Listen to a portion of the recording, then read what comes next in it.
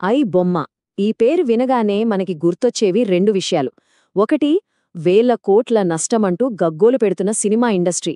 రెండోది, ఈ కేసులో అరెస్టైన ఒక మాస్టర్ మైండ్. అయితే పోలీసులు చెప్పిన వివరాలు వింటే మాత్రం షాక్ అవ్వాల్సిందే. ఎందుకంటే ఇది మనం అనుకుంటున్నట్టు కేవలం పైరసీ కథే కాదు. దీని వెనకాల మనం అస్సలు ఊహించని మరో పెద్ద నేరం దాగుంది. ఈ కథలో అసలు ట్విస్ట్ ఇక్కడే స్టార్టవుతుంది. ఆలోచించండి, వేల కోట్ల నష్టం చేశాడని ఒక వ్యక్తిమీద ఆరోపణలు వస్తే ప్రజల నుంచి సపోర్ట్ వస్తుందా? కాని ఇక్కడ అదే జరిగింది. ఒక నేరస్తుడిని ప్రజలే హీరోని చేసేశారు. ఎందుకు? అసలు పాయింట్ ఇదే. ఒక క్రైమ్ చేసిన వ్యక్తికి ఇంత పెద్ద ఎత్తున మద్దతు ఎలా వస్తుంది? పోలీసులు వద్దంటున్నా, ఇండస్ట్రీ వద్దంటున్నా జనం మాత్రం అతనివైపే నిలబడ్డారు. ఈ వింత అభిమానం వెనుక అసలు కారణాలేంటో ఇప్పుడు చూద్దాం. సోషల్ మీడియాలో అయితే ఒకటే హడావిడి. ప్రెస్ మీట్ కామెంట్లలో కూడా ఐబొమ్మకి మద్దతు వరదలా పారింది.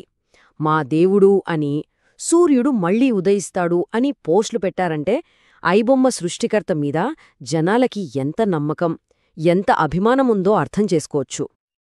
చూడండి, ఇక్కడ రెండు వర్గాలున్నాయి. ఒకవైపు సినిమా ఇండస్ట్రీ మొత్తం ఇది దొంగతనం, మాకు నష్టం అంటున్నారు.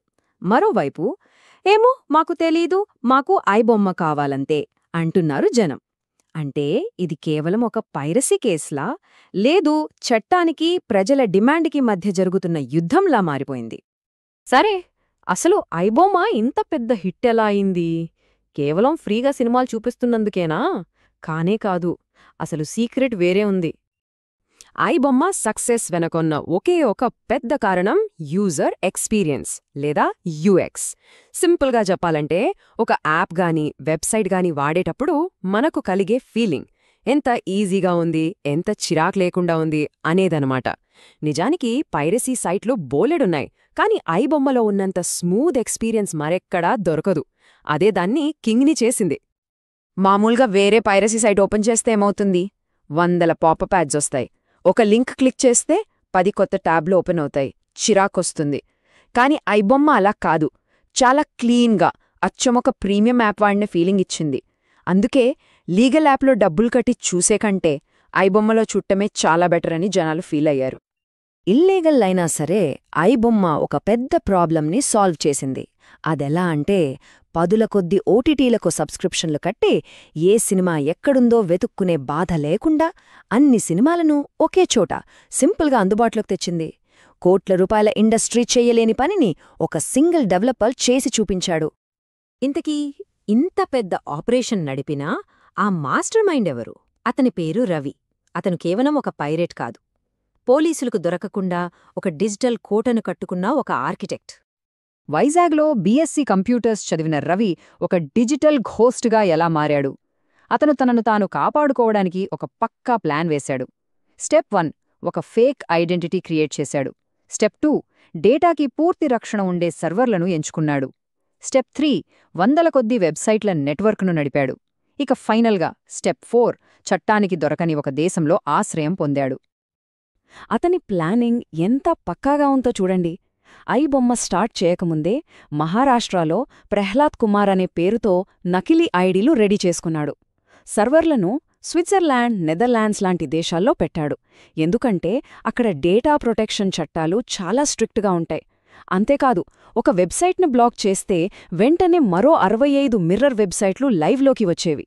అన్నిటికన్నా ముఖ్యంగా మన దేశంతో నేరస్తుల అప్పగింత ఒప్పందం లేని సెయింట్ కిట్స్ అండ్ నెవిస్ అనే దేశ పౌరసత్వం తీసుకున్నాడు. అతని ఆపరేషన్ ఎంత పెద్దదో అర్థం చేసుకోటానికి ఈ ఒక్క నెంబర్ చాలు. తన సర్వర్లలో మొత్తం 21,000 సినిమాలున్నాయి.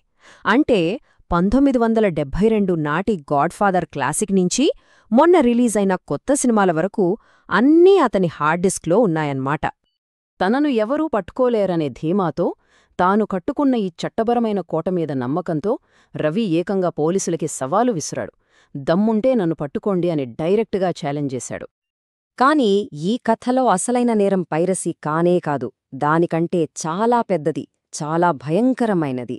ఈసారి నష్టపోయింది సినిమా ఇండస్ట్రీ కాదు, నేరుగా ఐబొమ్మను వాడిన మనలాంటివాళ్లే. ఇన్నాళ్ళు ఐబొమ్మలో ఫ్రీగా సినిమాలు చూస్తున్నాం కదా అని చాలామంది అనుకున్నారు. కాని ఆ ఫ్రీ సినిమానే ఒక ఎర అని ఎవ్వరూ ఊహించలేకపోయారు. అసలు నిజమేంటంటే ఐబొమ్మలో మనం కస్టమర్లం కాదు, మనమే ప్రొడక్ట్. మన పర్సనల్ డేటాను అమ్ముకోవడానికే ఐబొమ్మను ఒక వలలా ఉపయోగించారు. పోలీసులు చెప్పిన లెక్క ప్రకారం రవి దగ్గర దాదాపు 50 లక్షల మంది సబ్స్క్రైబర్ల డేటా ఉంది. అంటే ఐబొమ్మను వాడిన దాదాపు ప్రతి ఒక్కరి పేరు, ఫోన్ నంబర్, ఈమెయిల్ ఐడి అతని సర్వర్లలో కాపీ అయ్యాయి. మరి ఈ డేటాతో ఏం చేస్తారు? మనకి ఈ మధ్య తరచుగా వచ్చే digital arrest fake calls, OTP frauds, phone hack అయిందంటూ వచ్చే బ్లాక్మెయిల్ బెదిరింపులు, వీటన్నిటికీ మన నంబర్లు ఐబొమ్మ లాంటి చోట్ల నుంచే సైబర్ నేరగాళ్ల చేతికి వెళ్తాయి. సో ఫైనల్గా ఐబొమ్మ కథ మనందరికీ ఒక ముఖ్యమైన పాఠం నేర్పిస్తోంది. డిజిటల్ ప్రపంచంలో ఫ్రీ అని ఏదైనా కనిపిస్తే దాని వెనుక మనం చెల్లించే అసలు వెల ఒకటి ఉంటుందని గుర్తుంచుకోవాలి. ఈ మొత్తం ఆపరేషన్ వెలకున్న మోసాన్ని ఈ ఒక్క వాక్యం క్లియర్గా చెప్పేస్తుంది. ఐబొమ్మ అనేది ఒక ఉచ్చు, అందులో ఫ్రీ సినిమా అనేది ఎర. ఆ ఎరకు చిక్కిన ప్రేక్షకుల డేటానే అసలు బిజినెస్. ప్రముఖ దర్శకులు ఎస్ఎస్ రాజమౌళి గారు చెప్పినట్టు ఐబొమ్మను నడిపిన వ్యక్తి రాబిన్హుడ్ ఏమీ కాదు, అతను చేసేది సంఘసేవ అంతకన్నా కాదు. ఇది పక్కా బిజినెస్.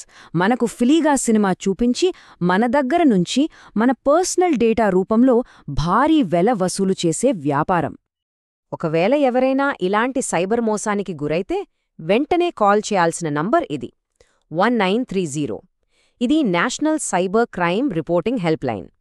డబ్బులు పోయిన గంటలోపు అంటే గోల్డెన్ అవర్లో కాల్ చేస్తే వాటిని తిరిగి రాబట్టుకునే అవకాశం చాలా ఎక్కువగా ఉంటుంది. చివరిగా ఈ కథ మనందర్నీ ఆలోచింపజేసే ప్రశ్న ఇది. ఇకపై ఆన్లైన్లో ఏదైనా ఫ్రీగా దొరికినప్పుడు ఒక్క క్షణం ఆలోచిద్దాం. ఎందుకంటే డిజిటల్ ప్రపంచంలో ఏదీ ఉచితం కాదు. ప్రతిదానికి మనం ఏదో ఒక రూపంలో